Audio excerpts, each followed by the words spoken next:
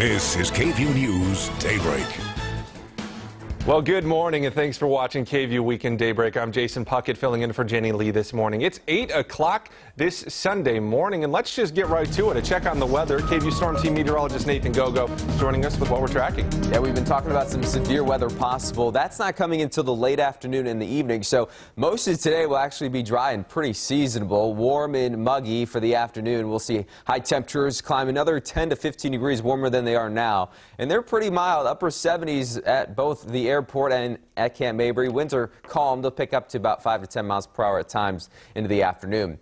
So Fredericksburg, you're coming in at 71. Blanco the same, 74 at Lockhart. Radar's quiet. Things will be quiet again for much of the day. So if you want to get errands done for the morning, early afternoon, want to eat outside for lunch, things looking a-okay. It's not until, again, we head in towards 4 or 5 o'clock, we'll start to see some storms fire up. Some of those could be severe very quickly as we have a lot of energy in the atmosphere. So hail and wind being the big threats, or the biggest threats with this storm system.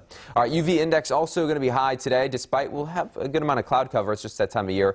Make sure to protect against any sun damage, reduce exposure to the sun, and lather on the sunscreen. We'll have that full forecast coming up. All right, and we will have a full team from KVUE as well out monitoring this weather with the weather team as well. And if you want to keep up with weather, make sure you download the KVUE app. You can see live radar right where you live. You can check out hour-by-hour forecast, and of course, watch us live. You just search KVUE in the App Store for that. Folks, only one day left now in the 85th Texas legislature, and it looks like we have a deal on the budget for the next 2 years. KVUE's Aaron Jones explains what the more than $215 billion budget is expected to cover.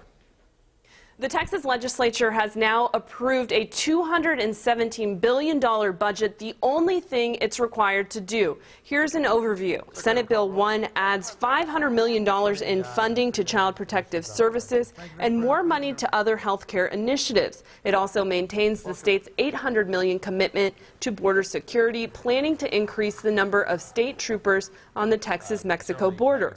One thing that upset some, it avoided any serious reform to the state's widely criticized school finance system. The final vote in the House was 135 to 14. The final vote in the Senate was 30 to 1. It is a responsible budget. It meets our essential needs. It continues the policies of fiscal restraint that have shaped our success, and it positions us for the future. And before the budget process is officially complete, Texas Comptroller Glenn Hager will need to make sure there is enough revenue available to cover budget appropriations. Then it will be handed to the governor to sign. Reporting in the newsroom, Aaron Jones, KVUE News. Thanks, Aaron. And now that the budget did pass, the big question is, will other issues lead to a special session? Tension came to a head Friday between Lieutenant Governor Dan Patrick, who leads the Senate, and Speaker of the House Joe Straus. Now, Patrick wants the House and Senate to pass the so-called bathroom bill and another bill lowering the cap on the amount cities and counties can raise property taxes without asking voters to approve. Straus says his chamber has already compromised with a narrower, vaguely worded bathroom amendment, which applies only to public schools, and the Senate can take it or leave it. Sina Die, the last day of the session is tomorrow. And along with the budget, a bill aiming to help students who are bullied in Texas schools passed through both chambers Saturday. Senate Bill 179, known as David's Law, is named for 16-year-old David Molak. He's the San Antonio area teenager who took his own life after being relentlessly bullied online. David's Law will make cyberbullying that leads to injury or suicide of a minor a misdemeanor, and public schools will have to report the bullying and intervene. Well, President Donald Trump back on U.S. soil this morning. The 9-day foreign trip took our president to Saudi Arabia, Israel, the Palestinian territories, the Vatican, Belgium, and Italy, where he met with world leaders at the G7 summit. Now, the U.S. was the only holdout in a united front on climate change, not signing on to a declaration of strong commitment to the Paris Climate Agreement, even after several days of behind-the-scenes lobbying and a personal appeal from Pope Francis. The White House says the president's views are still evolving and that he'll make his final decision next week. The FBI currently investigating a deadly stabbing in Portland, Oregon that left 2 people dead. Officials trying to figure out if a hate crime charge will be filed against the accused killer. It happened Friday afternoon when two young women boarded a train. The suspect, 35-year-old Jeremy Christian, you see there, immediately went on a hate-filled tirade against the women. One of them appeared to be Muslim. Christian, we're told, began shouting ethnic and religious slurs towards the passengers, and that's when three men tried to intervene and stop him. But Christian ended up stabbing two of the men, ultimately killing him. I see that there's just blood everywhere. Looked like every punch that I saw was actually a stab. As you just saw, that's Christian taunting police to actually shoot him.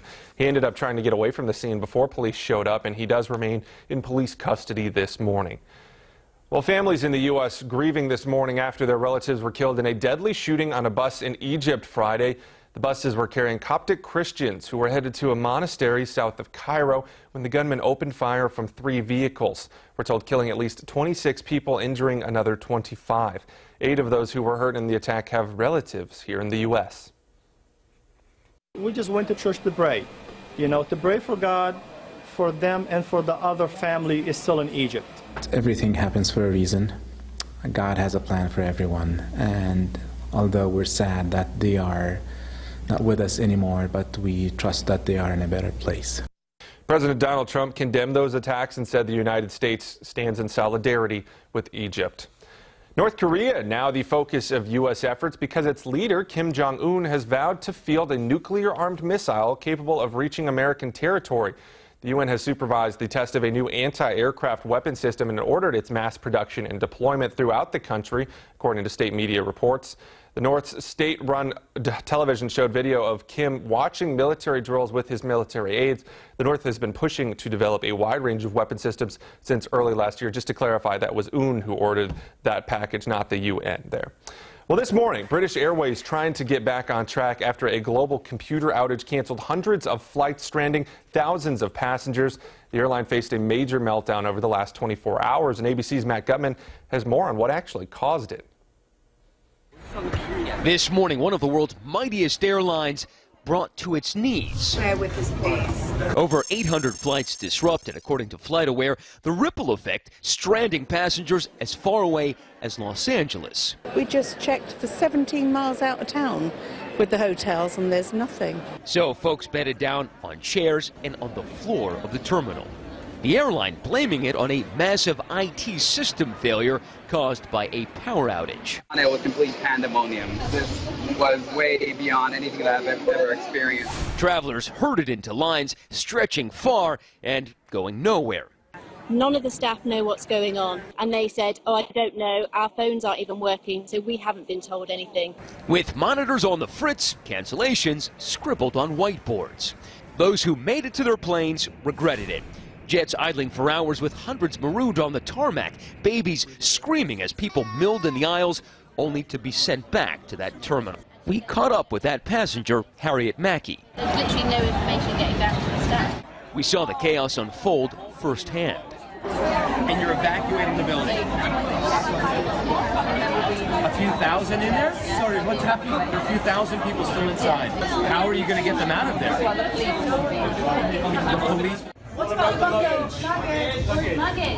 This morning, the painful task of sorting through mounds of luggage left by passengers. BA is apologizing for the system failure, one that ABC's aviation consultant Steve Ganyard believes was avoidable. This just shows a failure of British Airways to invest in appropriate infrastructure, and especially on information technology. And a trip through airport security for all of us as well may be getting a little bit more complicated.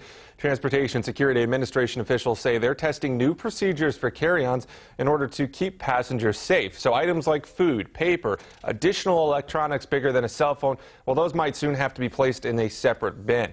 The TSA says they want to eliminate false positives that occur when certain items look like weapons, and screeners say they can't see everything in those overstuffed bags. The Federal Aviation Administration is also ordering airlines to remove a particular kind of seat from some smaller planes due to the risk of neck injuries and survivable crashes. We're told the order affects about 10,000 seats, mostly on smaller regional jets. Airlines now have 5 years to remove the seats, and many airline officials say it would be uneconomical to fly with fewer seats on those planes.